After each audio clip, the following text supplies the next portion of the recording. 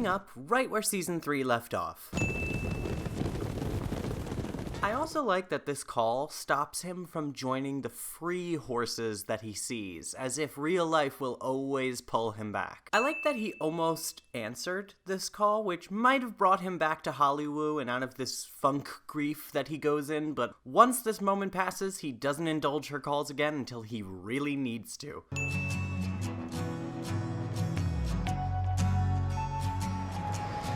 Amazing rendition of A Horse with No Name. This diner serving cow pie.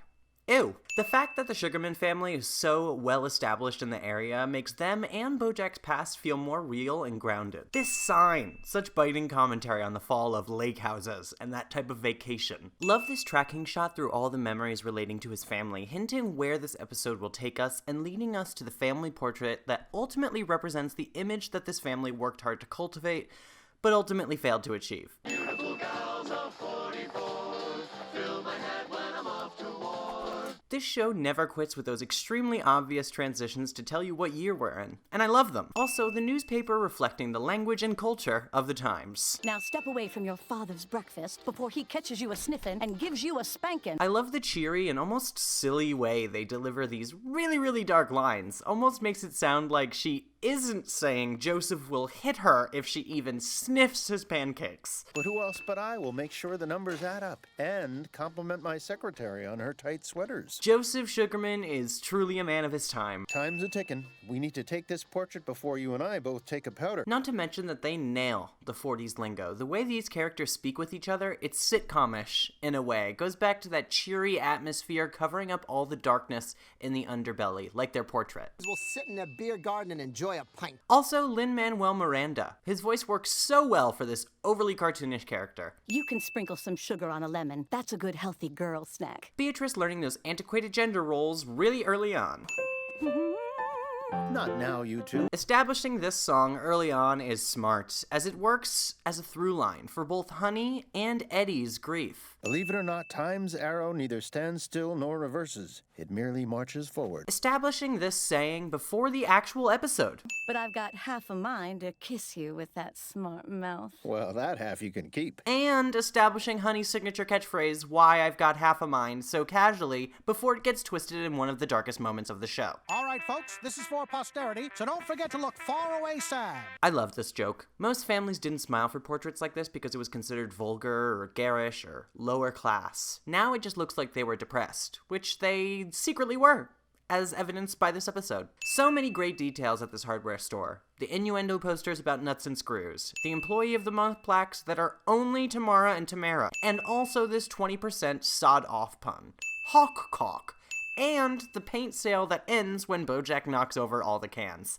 So many great background gags. See, that guy's way too fat to be Bojack. Okay, I'm not too fat to be Bojack. It always cracks me up that he feels the need to come back to this conversation. Yeah, I see it. Are you kidding me? He looks nothing like me. He's Mr. Horseman. Nice save. Did you hear they're making a mini-series about Sarah Lynn? Bojack is being played by Paul Giamatti. I don't know if y'all have ever paused and read this article, but it is ridiculous. It is pretty much Paul Giamatti talking about how he needed to eat muffins and gain a ton of weight to be able to play Bojack. And not much else about his actual character, just a dig on his weight. Oh, darling, don't lift that. You'll rupture your uterus. Jesus Christ, honey. Well, it'll always be here, just like polio and blackface. Oh my god! The period jokes are so risque and insane. I love them calling out earlier American culture and what men were supposed to be. These detailed season transitions are fantastic, right down to the animal jokes. Tell me, Doc, is she gonna be okay? I know it's here somewhere. Oh man, 5 points for the visual storytelling here. Just being able to visually blend Honey into the environment so seamlessly and see the past momentarily restored around her figure with the warmer, more kept up atmosphere it used to have. Mirroring the emotions between Honey and Bojack as he also relives the loss of Sarah Lynn through the miniseries, using the cold atmosphere to show the severity of Honey's situation, even if the house didn't look that way when she was actually there looking for the blanket. So much to love about this. If anyone's to blame, it's the Jews for peeving off Hitler so bad. Right. Of course. They're to blame. We were lost, now we're found, and we're This over-the-top performance and the fact that it's actually Paul Giamatti voicing himself is just so fantastic. Come on, let's head home. It's only ghosts here in the winter. And I love that it portrays Joseph referring to Bojack as a ghost, even though they are the ones from the past, as if Bojack is really the one haunting this place with his presence, bringing grief back into the house. Hey, did you fix my door? That is a dick move, buddy. Only Bojack would react like that. Okay, so like in an airplane then. I don't fly. Setting up this flying mystery for later. Hasn't got much use in the last 25 years, except for the termites. Get on out of here, Bobby and Susan. I saw you knowing. More great season transitions with a joke payoff from the last one. This show is so smart and uses all of its time so wisely. And now the storytelling is even more fluid and continuous that the house is fixed, weaving between Bojack and Honey, dealing with grief effortlessly. I love how much this episode is able to tackle in the short amount of time it actually has. Well, I'd love to stay, but I must be going. As a modern American man, I am woefully unprepared to manage a woman's emotions. I was never taught, and I will not learn. Once again, painfully accurate commentary on what men were like at this time, especially the I will not learn part. So ridiculous that he can't be there for her, even when he also lost a child. You really can't understand what she's going through here, bud. And I do like that when Bojack walks in front of Honey and Beatrice, it still kind of interrupts the memory, having Honey or Beatrice disappear a little bit and show the state of the room as it is now to give us that small sense of separation, right? It's not blended entirely together. It is just ghosts in the same area. Great visual clues in this scene. The piano to allude to his singing, the pictures of his wife and clothes all around. We get a really clear picture of Eddie in a very short amount of time. Like I said, it uses it wisely. What are those fireworks for, Mother? Those are because the war is over. We've dropped bombs on Japan and now everyone is happy. Just this line is bonkers. What? What kind of statement is that? Why, I've got half a mind to paint things redder than the banks of Normandy. Ha ha! And now, mirroring our present characters, we see Honey also trying to distract herself from her grief. The return of this song from earlier, and the fact that Honey hears it almost across time. There's no one actually playing piano here for Honey, as we can see when Honey passes by Eddie. That piano chair is empty. Honey was just suddenly reminded of her son, because you can't avoid grief, and imagined him at the piano, where he was happy. While Eddie reminds himself of his late wife, singing along with him in the same way. Such a smart way to connect their struggles and intertwine them so intimately, and connect the themes so well. Lots of you haunt my heart.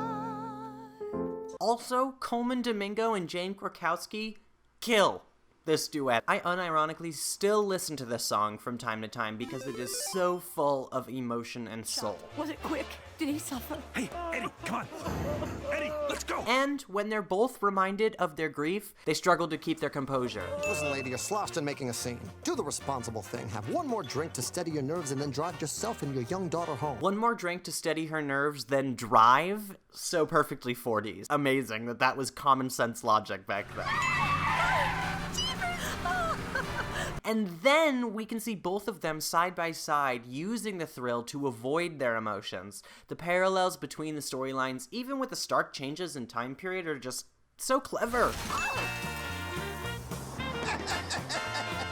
Continuity of the fracture still being there in the gas station after so many years is just an insanely cool detail. Whoa, whoa, whoa, whoa, whoa! Ow! What are you doing?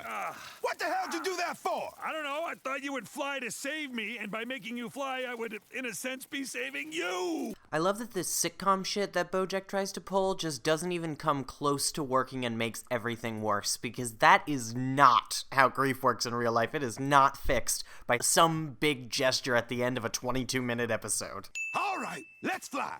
Oh, shit. No, I'm fine, actually. The music and quick ascension to the shot with the moon behind them really ramps up the tension fast. It's almost like a jump scare. I was really scared the first time I watched this. But I wanted to see how high we could go. Bro, plane, look out. You want to know how Lorraine felt when she got sucked into that engine? And this reveal about the fate of Lorraine is so dark, and all at once gives you the context for why he doesn't fly. You know, you don't really think about the fact that they're bugs and they can fly as high as they want to in the sky in this world, and that can happen. How terrifying and gruesome. The instant change in atmosphere when they hit the water is palpable too. The slow piano notes changing our emotions from tension to uneasiness to prepare for the upcoming moment, along with the dark lighting underwater. Are you insane? I don't want to live. Why did you save me? I don't want to live. I don't want to live. This moment still makes me cry. To this day, Coleman Domingo's desperate cry for help is straight up haunting. Because of the exposition we've gotten, this hurts much more. But it's interesting that it takes a moment like this for Bojack to realize what he's been doing all this time. He's been indulging in grief and memories and just reliving them. And if he doesn't stop, he'll end up exactly like Eddie. I just can't anymore. I can't stop thinking about him. I can't be with people, and I can't be alone. I don't know how to be better, Joseph. Please fix me. And then Honey vocalizes the same dilemma to Joseph, instead asking him to help fix her, because she can't live either without thinking about her son or immersing herself within her grief. She can't be anywhere. But Bojack ultimately reaches out to a friend and re-immerses himself in the atmosphere that he was avoiding, not letting the grief control him. He can feel whatever he needs to, but he needs to move forward with his life. Like Bojack says, he can't stay in a shrine to the past and think about the tragedy all the time. He needs to go back to his life. Staying in one place doesn't help anyone. Oh, like the horses from the beginning. I don't belong there. I don't belong anywhere. But that's the thing. Everybody belongs in Los Angeles. There's like no barrier for entry. Oh god, that's true. I love Bojack and Diane's chemistry. The way she subtly cheers him up with sardonic wit is one of a kind. I don't think any of the other main characters could really do this. Ugh. Her just playing one note instead of the intro to the song, like before when she was just grieving, hurts so bad. The price of taking her grief away also cost her entire personality. It's Beatrice. Yes, that's right. What a pretty girl. And the empty cadence of Jane Krakowski's voice is so creepy. I hate it. Love does things to a person. Terrible things. Beatrice? Promise me you'll never love anyone as much as I loved Crackerjack. I promise. I won't. This being the lesson Beatrice learned from this scenario. So much context for her future self. Doesn't excuse it, but still. Why, I have half a mind. But you can't change the past. Time's arrow marches on, right? Time's arrow sticking around. As a great woman once said, suck a dick, dumb shit. And quoting Sarah Lynn herself to stick the landing.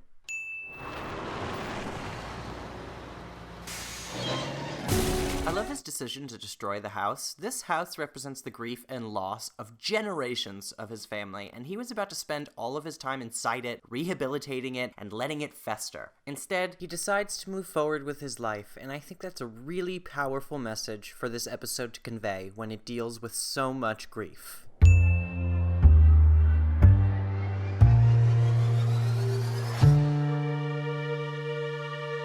This episode covers a lot of ground in a very short amount of time, and you have to really appreciate all the setup it does for Beatrice's character for Time's Arrow to be able to shine like it does. When I made the video about Time's Arrow, someone did request this episode as well. Sorry it took me so long. I totally understand why you'd request that, because those episodes are linked. I mean, this is Beatrice's upbringing, and I mean, Time's Arrow is kind of Beatrice's whole life, but this gives you a specific amount of context to why she acts the way she does around Bojack, and honestly, even Butterscotch. But anyway, thank you guys so much for watching this video. I will see you guys for the next one. Let me know what you would like to see the next, whether that be Bojack or otherwise. And remember to support us on Patreon at patreon.com/PosiTVty. That's PosiTVty.